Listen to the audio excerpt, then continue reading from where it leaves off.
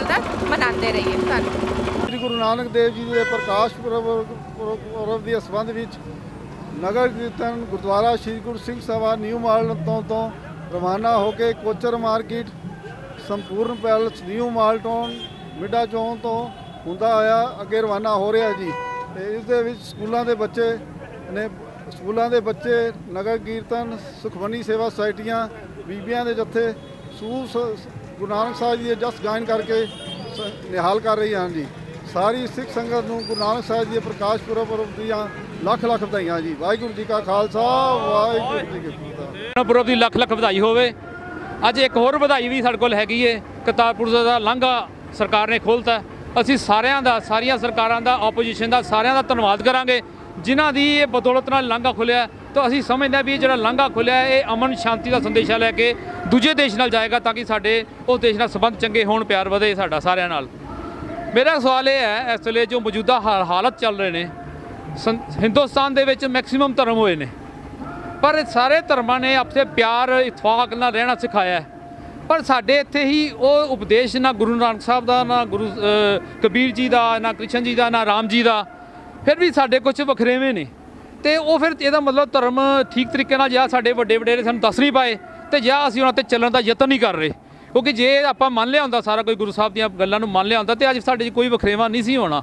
ਤਾਂ ਮੈਂ ਤੁਹਾਡੀ ਸਾਰਿਆਂ ਦੀ ਕਾਮਨ ਰਾਏ ਜਾਣਨਾ ਚਾਹਾਂਗਾ। ਕਿਸੇ ਨੂੰ ਹਿੱਟ ਨਹੀਂ ਕਰਨਾ, ਕਿਸੇ ਨੂੰ ਉੱਚਾ ਨਹੀਂ ਦਿਖਾਉਣਾ, ਕਿਸੇ ਨੂੰ ਨੀਚਾ ਨਹੀਂ ਦਿਖਾਉਣਾ। ਇੱਕ ਜਨਰਲ ਰਾਏ ਲੈਣੀ ਆਪਾਂ ਸਾਰਿਆਂ ਦੀ ਵੀ ਅਸੀਂ ਵਧੀਆ ਸਮਾਜ ਨੂੰ ਕਿਵੇਂ ਬਣਾ ਸਕਦੇ ਹਾਂ, ਅਸੀਂ ਕਿੱਥੇ ਕਮਜ਼ੋਰ ਰਹਿ ਗਏ ਹਾਂ, ਆਪਣੀ ਸਾਡੀ ਗਲਤੀਆਂ ਨੇ। ਹਾਂਜੀ, ਸਭ ਤੋਂ ਪਹਿਲਾਂ ਤਾਂ ਵਾਹਿਗੁਰੂ ਜੀ ਕਾ ਖਾਲਸਾ ਵਾਹਿਗੁਰੂ ਜੀ ਕੀ ਫਤਿਹ ਜੀ। ਅੱਜ ਮੈਂ ਸ੍ਰੀ ਗੁਰੂ ਨਾਨਕ ਦੇਵ ਜੀ ਦੇ ਗੁਰਪੁਰਬ ਦੀਆਂ ਲੱਖ ਲੱਖ ਵਧਾਈਆਂ ਸਭ ਨੂੰ ਦਿੰਦਾ ਜੀ। ਦੂਜਾ ਜਿਹੜੀ ਗੱਲ ਕੀਤੀ ਗਈ ਆ ਵੀ ਇਹ ਇੱਕ ਧਰਮ ਨਿਰਾਲਾ ਹੈ। ਇਹ ਨਿਰਾਲਾ ਧਰਮ ਜਿਹੜਾ ਹੈ ਇਹ ਆਪਣੀ ਇੱਕ ਵੱਖਰੀ ਅਮਲੀ ਪਹਿਚਾਣ ਰੱਖਦਾ ਹੈ। ਬਾਕੀ ਹੈਗਾ ਵੀ ਜਿਵੇਂ ਕਰਤਾਰਪੁਰ ਸਾਹਿਬ ਦਾ ਲਾਂਘਾ ਖੋਲ੍ਹਿਆ ਗਿਆ, ਬਹੁਤ ਵੱਡਾ ਅਮਲੀ ਸ਼ਲਾਘਾਯੋਗ ਕਦਮ ਕੀਤਾ ਗਿਆ ਹੈ ਅਤੇ ਮੈਂ ਸਾਰੀਆਂ ਸੰਗਤਾਂ ਨੂੰ ਇਸ ਚੀਜ਼ ਦੀ ਵਧਾਈ ਦਿੰਦਾ ਹਾਂ। ਬਾਕੀ ਸਾਰਿਆਂ ਨੂੰ ਗੁਰੂ ਨਾਨਕ ਪ੍ਰਸ਼ਾਦ ਦੇ ਗੁਰਪੁਰਬ ਦੀਆਂ ਲੱਖ ਲੱਖ ਵਧਾਈਆਂ ਹੋਣ ਜੀ। ਬਾਕੀ ਵਖਰੇਵੇਂ ਤਾਂ ਆਪਾਂ ਆਪ ਹੀ ਪਾਏ ਹੋਏ ਆ, ਸਰਕਾਰਾਂ ਦੇ ਵਖਰੇਵੇਂ ਪਾਏ ਹੋਏ ਆ। ਆਮ ਜਿਹੜਾ ਕਾਮਨ ਬੰਦਾ ਹੈ ਉਹ ਸਾਰੇ ਆਪਸ ਦੇ ਵਿੱਚ ਰਲ ਮਿਲ ਕੇ ਰਹਿਣਾ ਚਾਹੁੰਦੇ ਆ। ਵਾਹਿਗੁਰੂ ਜੀ ਕਾ ਖਾਲਸਾ ਵਾਹਿਗੁਰੂ ਜੀ ਕੀ ਫਤਿਹ। ਹਾਂਜੀ ਭੈਣ ਜੀ, ਕੀ ਕਹਿਣਾ ਚਾਹੋਗੇ ਤੁਸੀਂ ਜੋ ਮੇਰਾ ਕੁਐਸਚਨ ਪੁੱਟ ਕੀਤਾ ਕਿ ਸਾਡਾ ਸਮਾਜ ਕਿਉਂ ਵੰਡਿਆ ਜਾ ਰਿਹਾ? ਜਦਕਿ ਅਸੀਂ ਬਜਾਤੇ ਅਸੀਂ ਕਿਸੇ ਨਾਲ ਮਾੜਾ ਚੰਗਾ ਨਹੀਂ ਵਰਤਦੇ, ਪਰ ਸਮਾਜ ਕਿਉਂ ਵੰਡ ਰਿਹਾ? ਫਿਰ ਵੀ ਵੰਡਿਆ ਜਾ ਰਿਹਾ। ਸਾਡੀਆਂ ਲੱਖ ਕੋਸ਼ਿਸ਼ਾਂ ਦੇ ਬਾਵਜੂਦ ਵੀ ਵੰਡਿਆ ਜਾ ਰਿਹਾ। ਉਹਦੇ ਸਾਡੀ ਕਿੱਥੇ ਕਮੀ ਹੈ? ਕੀ ਕਹਿਣਾ? ਸਾਨੂੰ ਸਭ ਨੂੰ ਮਿਲ ਕੇ ਰਹਿਣਾ ਚਾਹੀਦਾ ਹੈ, ਸਭ ਨੂੰ ਹਾਂ ਪਿਆਰ ਨਾਲ ਰਹਿਣਾ ਚਾਹੀਦਾ ਹੀ ਹੈ। ਪਰ ਫਿਰ ਵੀ ਇਸ ਕੁਛ ਦੇ ਹੋਣ ਦੇ ਬਾਵਜੂਦ ਵੀ ਨਹੀਂ ਨਾ ਇਸ ਤਰ੍ਹਾਂ ਮਾਹੌਲ ਬਣ ਰਿਹਾ। ਹਾਂਜੀ ਭੈਣ ਜੀ, ਕੀ ਕਹੋਗੇ ਤੁਸੀਂ?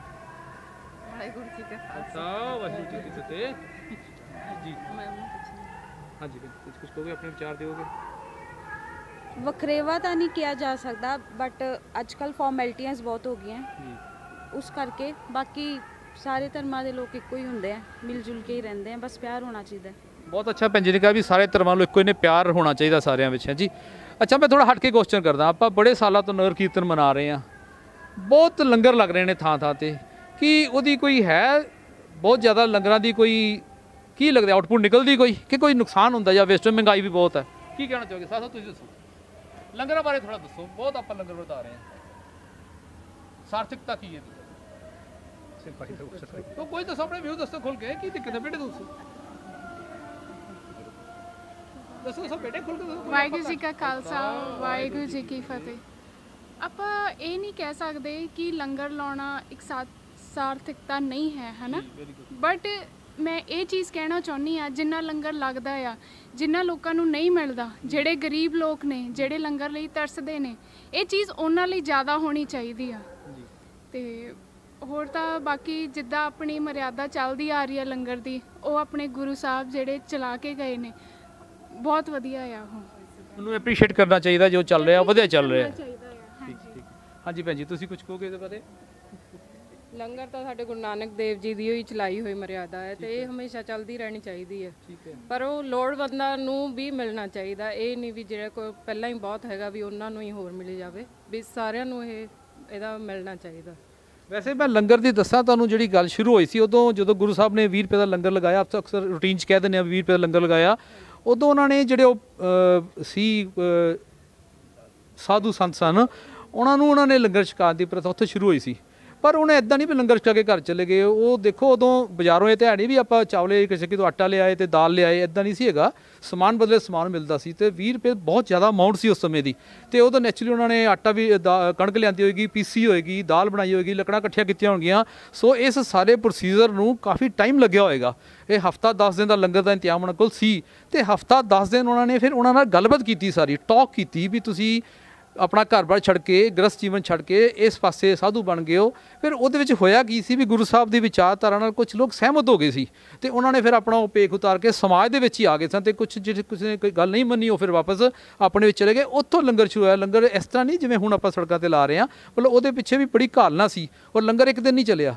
20 ਰੁਪਏ ਦੇ ਮੈਂ ਜੇ ਤੁਸੀਂ ਉਹਨੂੰ ਉਦੋਂ ਦੀ ਰੇਟ ਲਵੋਗੇ ਨਾ, ਮੈਂ ਤਾਂ ਕਿਸੇ ਕੋਲ ਕੱਢ ਕੇ ਦੇ ਦਿਆਂਗਾ ਤੇ ਤਕਰੀਬਨ ਗੱਡਾ 2 ਗੱਡੇ ਰਾਸ਼ਨ ਰਸ ਆਈ ਸੀ ਤੇ 2 ਗੱਡੇ ਰਸਤ ਬਣਦਿਆਂ ਹਫਤਾ 10 ਦਿਨ ਜ਼ਰੂਰ ਲੱਗੇ ਹੋਣਗੇ ਤੇ ਹਫਤਾ 10 ਦਿਨ ਗੁਰੂ ਸਾਹਿਬ ਦੀ ਉਹਨਾਂ ਨਾਲ ਵਿਚਾਰਧਾਰਾ ਹੁੰਦੀ ਹੋਏਗੀ, ਡਾਇਲੌਗ ਹੋਇਆ ਹੋਏਗਾ ਵੀ ਤੁਸੀਂ ਕੀ ਕਰ ਰਹੇ ਹੋ ਜਾਂ ਕੀ ਹੋਣਾ ਚਾਹੀਦਾ। ਤਾਂ ਸੋ ਉੱਥੋਂ ਇੱਕ ਪ੍ਰਥਾ ਚੱਲ ਗਈ ਹੈ। ਠੀਕ ਹੈ, ਸਾਡਾ ਇਸ ਵੇਲੇ ਲੰਗਰ ਦੇ ਵਿੱਚ ਆਪਾਂ ਕਰੋਨਾ ਦੌਰਾਨ ਵੀ ਬਹੁਤ ਸਾਰੀਆਂ ਧਰਮ ਸੰਸਥਾ ਨੇ ਸੇਵਾ ਕੀਤੀ ਹੈ ਤੇ ਚੰਗੀ ਗੱਲ ਹੈ, ਚੰਗੀ ਗੱਲ ਨੂੰ ਚੰਗੀ ਕਹਿਣਾ ਚਾਹੀਦਾ। ਤਾਂ ਸੋ ਆਪ ਜੀ ਦਾ ਬਹੁਤ ਬਹੁਤ ਧੰਨਵਾਦ। ਕੋਈ ਆਪਣੇ ਵੱਲੋਂ ਕੁਝ ਕਹਿਣਾ ਚਾਹਵੇ ਤੇ ਅਸੀਂ ਗੱਲ ਕਰ ਸਕਦੇ ਹਾਂ, ਕੋਈ ਤੁਹਾਡੇ ਵਿੱਚੋਂ ਆਪਣੇ ਵਿਚਾਰ ਕੋਈ ਰੱਖਣਾ ਚਾਹਵੇ ਤੇ। ਹਾਂਜੀ ਬਾਬੂ ਜੀ ਕੁਝ ਕਹੋਗੇ ਤੁਸੀਂ? ਠੀਕ, ਹੋਰ ਭੈਣ ਜੀ ਸਾਰਿਆਂ ਨੂੰ ਜੀ ਸਭ ਦਾ ਧੰਨਵਾਦ ਤੁਹਾਡਾ। ਸਾਰੇ ਖਾਲਸਾ ਵਾਹਿਗੁਰੂ ਜੀ ਕੀ ਫਤਿਹ। ਚਾਰ ਲੋਕ ਜਿਹੜੇ ਹੈ ਕਿ ਸੁਖਮਨੀ ਸਾਹਿਬ ਦਾ ਪਾਠ ਕਦੀ ਇੱਕ ਗਲੀ 'ਚ ਹੋ ਰਿਹਾ, ਦੂਸਰੀ ਗਲੀ 'ਚ ਹੋ ਰਿਹਾ, ਇਹ ਚੀਜ਼ ਨਹੀਂ ਹੋਣੀ ਚਾਹੀਦੀ। ਜਿਵੇਂ ਕਿ ਇੱਕ ਗੁਰਦੁਆਰਾ ਇੱਕ ਸੰਗਤ ਜਿਹੜੀ ਜੁੜਨੀ ਚਾਹੀਦੀ ਹੈ। ਹਰ ਗੁਰਦੁਆਰੇ ਵਿੱਚ 4-4 5-5 ਮੈਂਬਰ ਤੋਂ ਵੱਧ ਨਹੀਂ ਹੁੰਦਾ ਜਦੋਂ ਵੀ ਅਸੀਂ ਸ਼ਹੀਦੀਆਂ ਗੁਰਪੁਰਬ ਮਨਾਉਂਦੇ ਹਾਂ, ਕਿਉਂਕਿ ਘਰਾਂ ਵਿੱਚ ਵੀ ਔਰ ਹਰ ਪਾਸੇ ਅਲੱਗ-ਅਲੱਗ ਜਿਹੜੇ ਟੋਲੇਬਾਜ਼ੀਆਂ ਇਹ ਜਿਹੜੀਆਂ ਠੀਕ ਨਹੀਂ ਹੈ।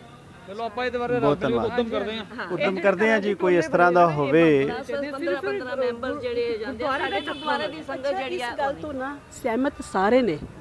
ਕਰ ਉਦਮ ਕੋਈ ਨਹੀਂ ਰਿਹਾ ਲੇਕਿਨ ਸਾਰੇ ਸਹਿਮਤ ਨੇ। ਹੁਣ ਤੁਸੀਂ ਸਾਰੀ ਸੰਗਤ ਨੂੰ ਇਹ ਤੱਕ ਕਿ ਤੁਸੀਂ ਗੁਰਦੁਆਰਿਆਂ ਨੇ ਪ੍ਰਬੰਧਕ ਕਮੇਟੀਆਂ ਨੂੰ ਵੀ ਬੁਲਾ ਲਓ ਨਾ, ਉਹ ਵੀ ਇਸ ਗੱਲ ਤੇ ਸਹਿਮਤ ਹੋਣਗੇ। ਲੇਕਿਨ ਕਰ ਕਿਉਂ ਨਹੀਂ ਰਹੇ?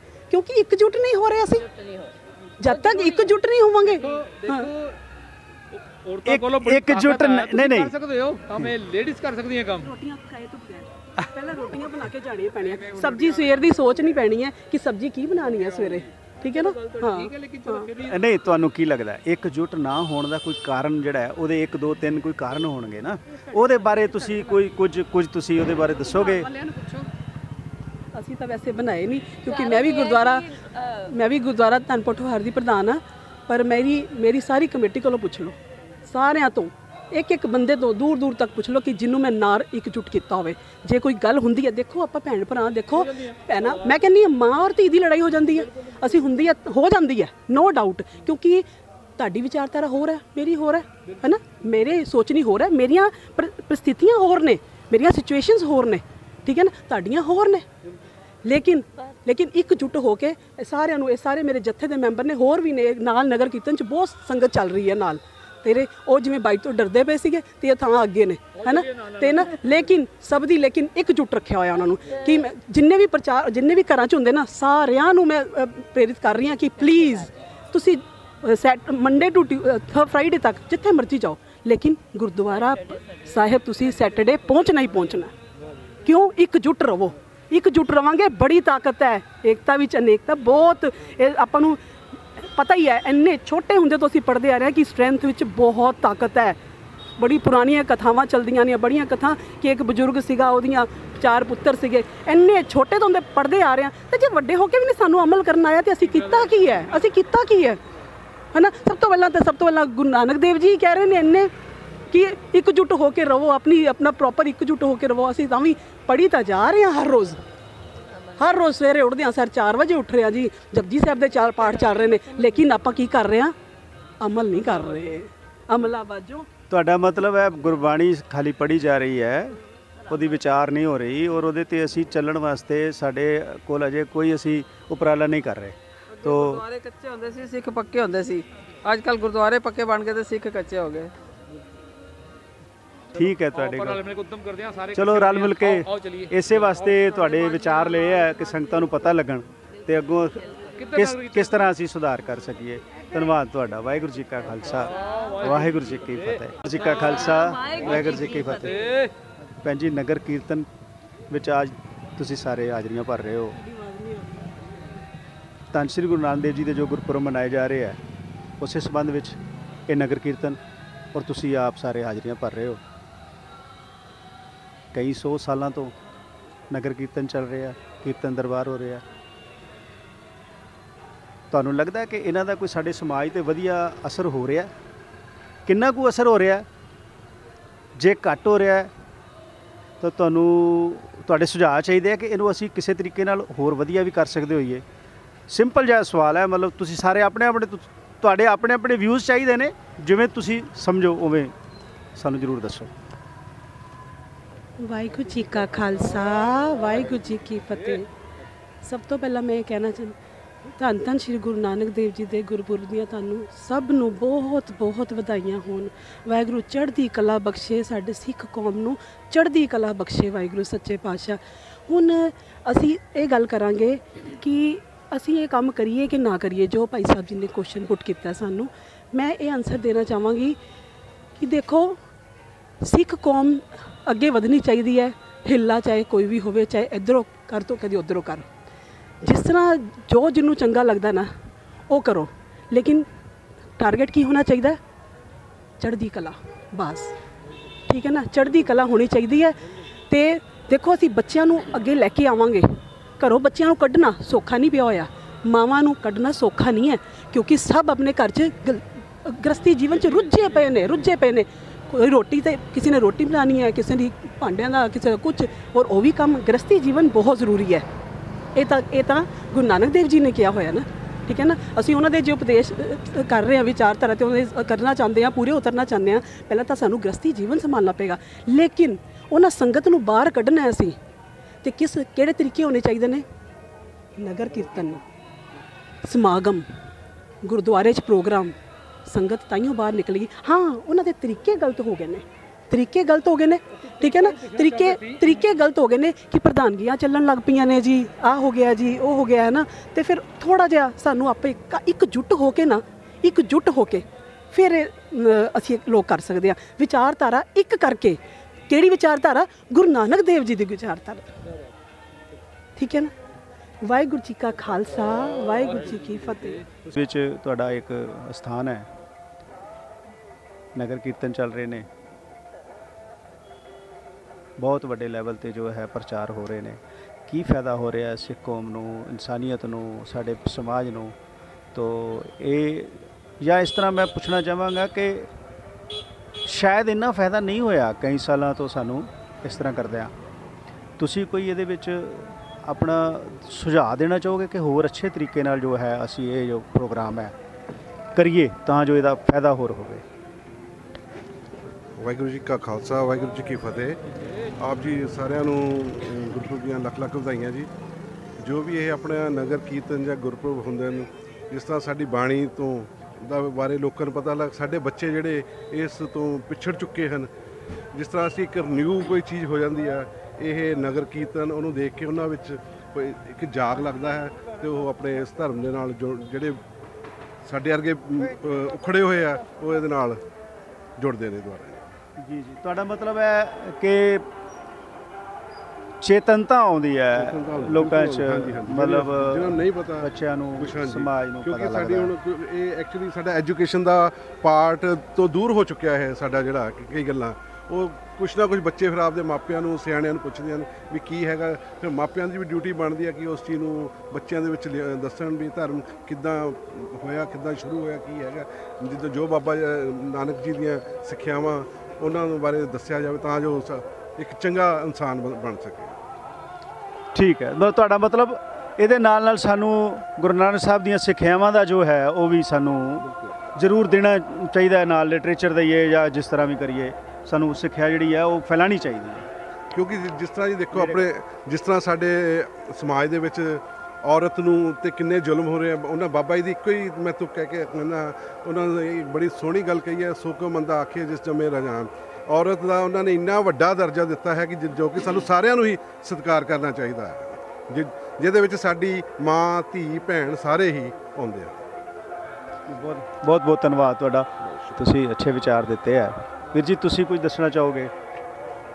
ਵਾਹਿਗੁਰੂ ਜੀ ਕਾ ਖਾਲਸਾ, ਵਾਹਿਗੁਰੂ ਜੀ ਕੀ ਫਤਿਹ। ਦੇਖੋ ਜੀ, ਪਹਿਲਾਂ ਤਾਂ ਸਾਰਿਆਂ ਨੂੰ ਗੁਰਪੁਰਬ ਦੀਆਂ ਲੱਖ ਲੱਖ ਵਧਾਈਆਂ ਜੀ।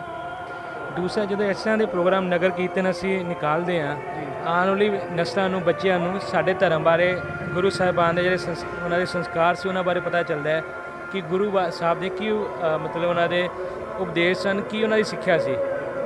ਨਗਰ ਕੀਰਤਨ ਤੋਂ ਬੱਚੇ ਦੇਖਦੇ ਨੇ ਕਿ ਕਿਸ ਤਰ੍ਹਾਂ ਸਾਰੇ ਮਿਲ ਕੇ, ਸਾਰੇ ਧਰਮਾਂ ਦੇ ਲੋਕ ਮਿਲ ਕੇ ਗੁਰੂ ਸਾਹਿਬਾਨ ਦੇ ਲਈ ਇਕੱਠੇ ਹੋ ਕੇ ਸਮਾਜ ਸੇਵਾ ਕਰਦੇ ਨੇ, ਕਿਸ ਤਰ੍ਹਾਂ ਲੰਗਰ ਵਰਤਾਉਂਦੇ ਨੇ ਜਾਂ ਕਿਸ ਤਰ੍ਹਾਂ ਨਗਰ ਕੀਰਤਨ ਦੇ ਵਿੱਚ ਆਪਣਾ ਯੋਗਦਾਨ ਦਿੰਦੇ ਨੇ। ਤੇ ਬੱਚਿਆਂ ਨੂੰ ਕਾਫੀ ਸਿੱਖਣ ਨੂੰ ਮਿਲਦਾ ਹੈਗਾ, ਜੋ ਕਿ ਅੱਜ ਦੀ ਡੇਟ ਦੇ ਬੱਚਿਆਂ ਤੋਂ ਕਾਫੀ ਦੂਰ ਜਾ ਰਿਹਾ। ਇਹਨਾਂ ਚੀਜ਼ਾਂ ਕਰਕੇ, ਗੁਰੂ ਸਾਹਿਬ ਦੇ ਕੀਰਤਨਾਂ ਕਰਕੇ ਹੀ ਬੱਚਿਆਂ ਦੇ ਵਿੱਚ ਇੱਕ ਧਰਮ ਪ੍ਰਤੀ ਅਵੇਅਰਨੈਸ ਪੈਦਾ ਹੁੰਦੀ ਹੈ।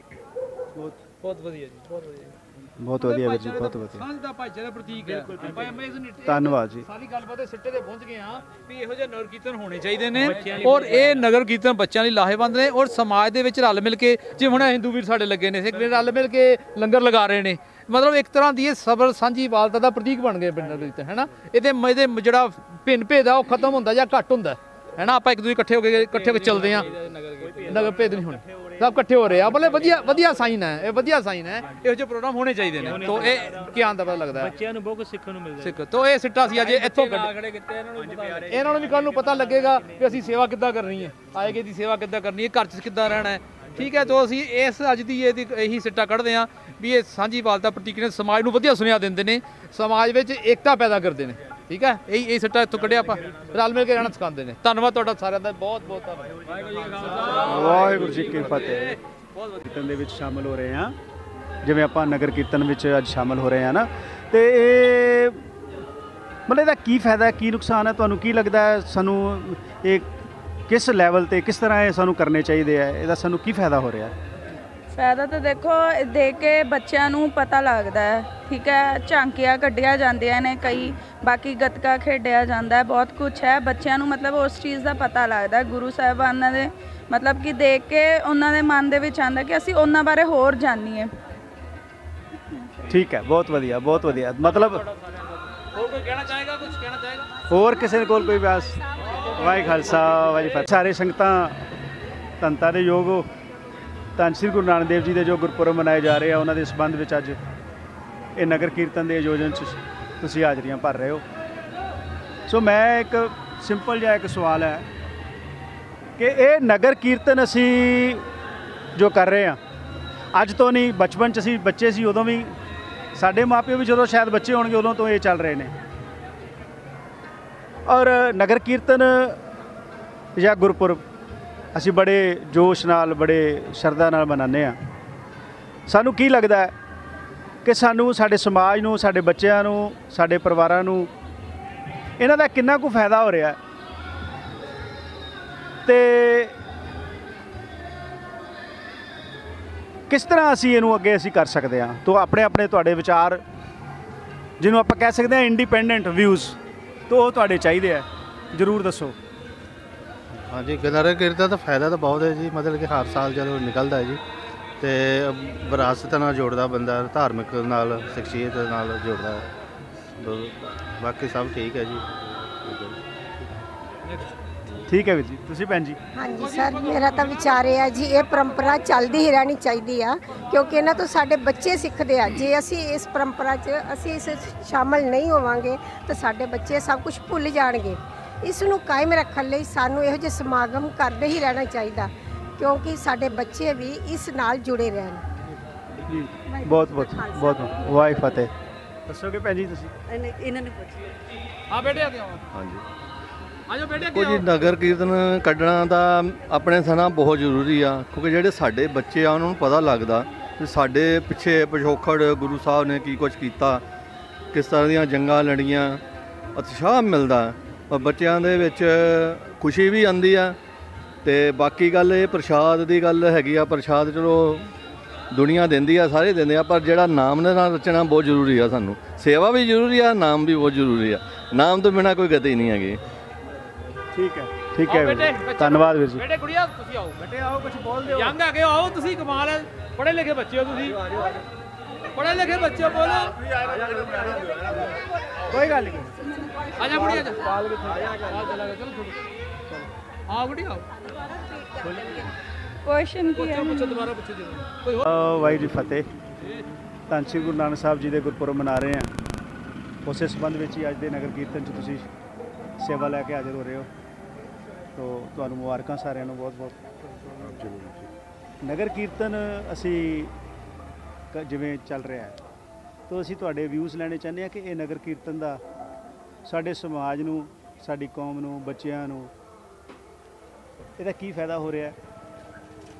क्या फ़ायदा हो रहा है या नुकसान ही हो रहा है या कुछ फ़ायदा हो रहा है या बहुत फ़ायदा हो रहा है? सिंपल व्यूज़ तुहाडे चाहिए है बई असी जिवें नगर कीर्तन करते हैं बड़े समय तो कढ़ रहे हैं ना, तो आप जी दे। ਵਾਹਿਗੁਰੂ ਜੀ ਕਾ ਖਾਲਸਾ ਵਾਹਿਗੁਰੂ ਜੀ ਕੀ ਫਤਿਹ। ਆਪ ਸਭ ਸੰਗਤਾਂ ਨੂੰ ਗੁਰਪੁਰਬ ਦੀਆਂ ਲੱਖ ਲੱਖ ਵਧਾਈਆਂ। ਹੁਣ ਤੇ ਇੱਥੇ ਗੁਰਪੁਰਬ ਦੀ ਆਪ ਸਭ ਨੂੰ ਲੱਖ ਲੱਖ ਵਧਾਈ ਹੋਵੇ। ਇਸ ਨਗਰ ਕੀਰਤਨ ਦੇ ਮਕਸਦ ਇਹ ਹੈ ਕਿ ਆਪਣੇ ਸਭ ਦੀ ਏਕਤਾ, ਪਿਆਰ, ਮੁਹੱਬਤ ਬਣਿਆ ਰਹੇ ਤੇ ਆਪਣੇ ਸਾਰੇ ਰਲ ਮਿਲ ਕੇ ਇਸ ਪ੍ਰੋਗਰਾਮ ਨੂੰ, ਗੁਰਪੁਰਬ ਨੂੰ ਮਨਾਉਣ ਤੇ ਇਸ ਤੋਂ ਆਪ ਵਾਲੇ ਬੱਚੇ ਵੀ ਇਸ ਗੁਰਪੁਰਬ ਵਿੱਚ ਰਲ ਕੇ ਹਿੱਸਾ ਪਾਉਣ। ਵਾਹਿਗੁਰੂ ਜੀ ਕਾ ਖਾਲਸਾ ਵਾਹਿਗੁਰੂ ਜੀ ਕੀ। ਬਹੁਤ ਅੱਛਾ ਤੁਸੀਂ ਕਿਹਾ ਹੈ ਕਿ ਇੱਕ ਏਕੇ ਦਾ ਪ੍ਰਤੀਕ ਹੋ ਸਕਦਾ ਹੈ ਕਿ ਅਸੀਂ ਆਪਸ 'ਚ ਰਲ ਮਿਲ ਕੇ ਕਰੀਏ। ਧੰਨਵਾਦ ਤੁਹਾਡਾ। ਤੋ ਵੀਰ ਜੀ ਤੁਸੀਂ ਕਿਸ ਤਰ੍ਹਾਂ ਸਮਝਦੇ ਹੋ? ਲੱਖ ਲੱਖ ਵਧਾਈਆਂ ਗੁਰਪੁਰਬ ਦੀਆਂ ਸਭ ਨੂੰ। ਅਸੀਂ ਇਹੀ ਕਹਿੰਦੇ ਹਾਂ ਵੀ ਆਉਣ ਵਾਲੇ ਬੱਚੇ ਸਾਡੇ ਤੋਂ ਕੁਝ ਸਿੱਖਣ ਵੀ ਅਸੀਂ ਕੀ ਕਰ ਰਹੇ ਹਾਂ, ਵੀ ਹੌਲੀ ਹੌਲੀ ਉਹਨਾਂ ਨੂੰ ਪਤਾ ਲੱਗੇ ਵੀ ਗੁਰੂ ਨਾਨਕ ਦਾ ਜਨਮ ਦਿਨ ਮਨਾਇਆ ਜਾਂਦਾ, ਅਸੀਂ ਵੀ ਨਾਲ ਲੱਗੀਏ ਬੱਚਿਆਂ ਦੇ ਨਾਲ। ਆ ਬੱਚੇ ਆਪਣੇ ਨਾਲ ਲੱਗੇ ਹੋਏ ਆ, ਚਲ ਇਹਨਾਂ ਦਾ ਆਸ਼ੀਰਵਾਦ ਬਣਿਆ ਰਹੇ ਬੱਚਿਆਂ ਦੇ ਉੱਤੇ, ਗੁਰੂ ਨਾਨਕ ਜੀ ਦਾ ਲੱਖ ਲੱਖ ਵਧਾਈਆਂ। ਧੰਨਵਾਦ। ਜੀ ਭਾਈ ਖਾਲਸਾ ਵਾਹਿਗੁਰੂ ਜੀ ਕਾ ਖਾਲਸਾ। ਤੁਸੀਂ ਐਜ਼ ਪ੍ਰਿੰਸੀਪਲ ਸਕੂਲ ਦੇ ਵਿਖੇ ਜੋ ਸੇਵਾ ਨਿਭਾ ਰਹੇ ਹੋ, ਤੁਹਾਡੀਆਂ ਸੇਵਾਵਾਂ ਸਭ ਨੂੰ ਪਤਾ ਹੀ ਨੇ। ਤੋ ਧੰਨ ਸ਼੍ਰੀ ਗੁਰੂ ਨਾਨਕ ਸਾਹਿਬ ਜੀ ਦੇ ਜੋ ਆਪਾਂ ਗੁਰਪੁਰਬ ਮਨਾ ਰਹੇ ਹਾਂ, ਉਹਦੇ ਹੀ ਸੰਬੰਧ ਵਿੱਚ ਇਹ ਜੋ ਨਗਰ ਕੀਰਤਨ ਆਪਾਂ ਕਰ ਰਹੇ ਹਾਂ, ਸੰਗਤਾਂ 'ਚ ਬਹੁਤ ਉਤਸ਼ਾਹ ਹੈ, ਸ਼ਰਧਾ ਹੈ। ਤੋ ਇਹ ਜੋ ਨਗਰ ਕੀਰਤਨ ਅਸੀਂ ਕਰ ਰਹੇ ਹਾਂ, ਅੱਜ ਤੋਂ ਨਹੀਂ ਬਹੁਤ ਕਈ ਸਾਲਾਂ ਤੋਂ ਕਰ ਰਹੇ ਹਾਂ, ਤੋ ਤੁਹਾਨੂੰ ਕੀ ਲੱਗਦਾ ਹੈ ਕਿ ਜਿਵੇਂ ਅਸੀਂ ਇਹ ਨਗਰ ਕੀਰਤਨ ਹੈ, ਇਹਦਾ ਸਾਡੇ ਕੌਮ ਦੇ ਵਿੱਚ ਕੀ ਯੋਗਦਾਨ ਹੈ?